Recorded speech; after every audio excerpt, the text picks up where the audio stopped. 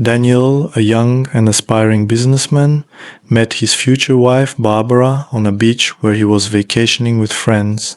Barbara was a striking 20-year-old with a tall, slim figure and an alluring gaze that set her apart from everyone else.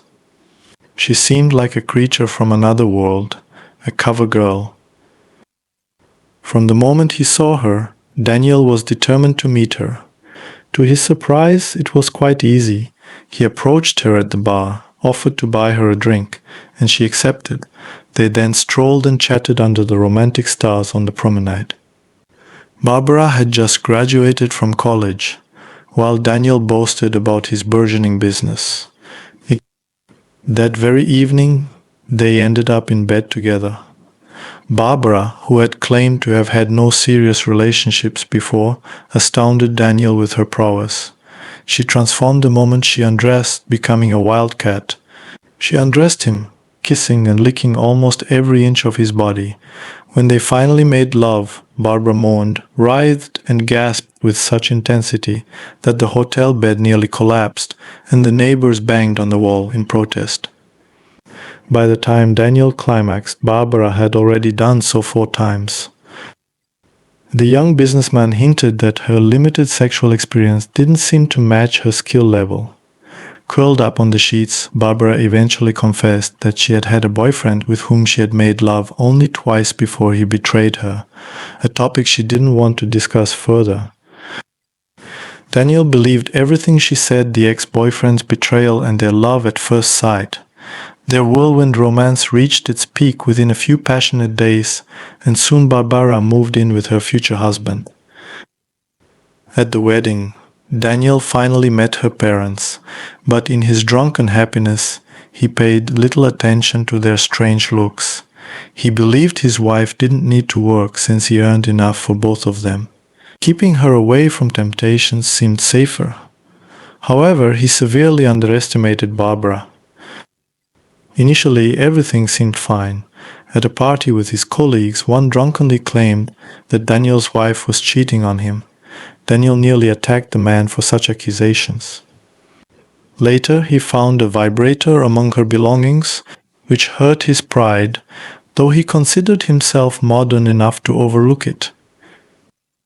However, more signs of her infidelity appeared: an unfinished bottle of wine, lingering tobacco smoke, freshly changed sheets, all of which Barbara could barely explain away.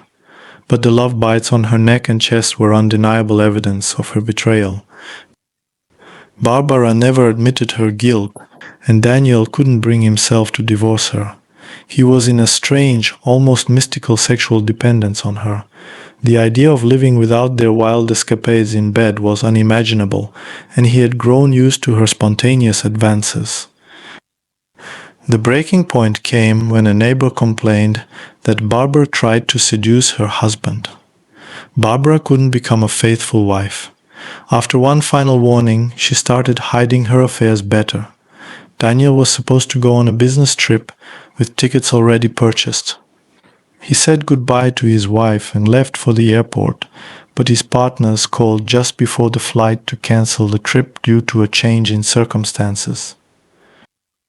Deeply disappointed, Daniel decided to go home instead of the office, seeking comfort in his wife's embrace. What he found was something else entirely. Opening the door with his key, he heard familiar moans and gasps from the hallway. Barely an hour had passed since he left. In shock, he made his way to the bedroom and saw what he expected between Barbara's familiar legs: a broad, hairy back and a rhythmically moving hairy butt. The lovers, consumed by passion, were oblivious to anything around them. In a near-shock state, but trying not to make noise, Daniel returned to the hallway and then to his study. There, in a wall-mounted steel safe, he kept a pump-action shotgun. Everything might have ended quickly if he had remembered where he kept the keys to the safe. While searching for the keys, he calmed down and assessed the situation more rationally. No, he wasn't going to forgive his wife. She had signed her own death warrant. But Daniel thought about himself. If he killed them both, he'd still end up suffering even after the death of that unfaithful woman. No, he realized he needed to handle things differently. He had some acquaintances with criminal backgrounds.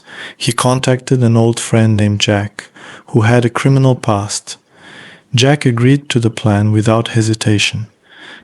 He wasn't the brightest, but was willing to do anything for money. Even among his criminal associates, he was known for his peculiarities, making him perfect for the job. Daniel devised a simple but reliable plan. On the designated day, he would leave for another business trip. After his departure, Jack would break into the apartment at night and, under the guise of a robbery, kill the unfaithful wife. For his services, Jack would receive a substantial sum and then disappear from the city. Daniel would have an airtight alibi and could later accept condolences and arrange the funeral for his untimely departed wife. Things went according to plan at first. About a week after the failed flight, Daniel prepared for another business trip. His wife barely concealed her joy, or so it seemed to him. After a long final look into her eyes, Daniel left. Jack waited enough time for Daniel to reach the neighboring city and be seen by numerous witnesses. He then broke into the apartment. He found Barbara in the bedroom, calmly doing her makeup. She had no time to understand or scream before Jack quickly strangled her. All that remained was to stage a robbery, open closets, overturn drawers, and grab valuable items before leaving. But Jack, known for his peculiarities, had other ideas. He went to a familiar spot and soon returned with 2 young prostitutes, after informing Daniel that the job was done. The girls, barely of age, were accustomed to performing lesbian acts for Jack's pleasure. He planned to heighten his experience by staging such a show in the same apartment as the body. The orgy began in the kitchen. A generous supply of fine liquor and abundant food in the fridge kept them well fed and drunk. The girls, quickly inebriated, indulged in Jack's depraved desires. The group eventually moved to the bedroom, where they continued their revelry on the marital bed. Jack had hidden the body in the closet and told the girls the apartment was his. One girl went to the kitchen under some pretext.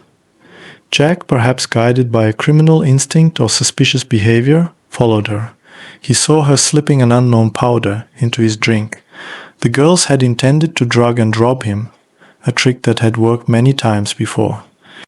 But this time they faced a different kind of man. Enraged, Jack killed both girls with a champagne bottle. After wiping his fingerprints, he left the apartment forever. The next day, Daniel returned from his business trip. He had spent a sleepless night at the hotel, rethinking his actions. By morning, he realized the gravity of what he had done. Unable to enter the apartment, he called the police from the street, reporting in a tragic voice that his beloved wife had been murdered. When he finally entered his home with the police, he was speechless. Besides his dead wife, there were 2 other dead girls in the apartment. Without leaving the spot, Daniel confessed everything truthfully.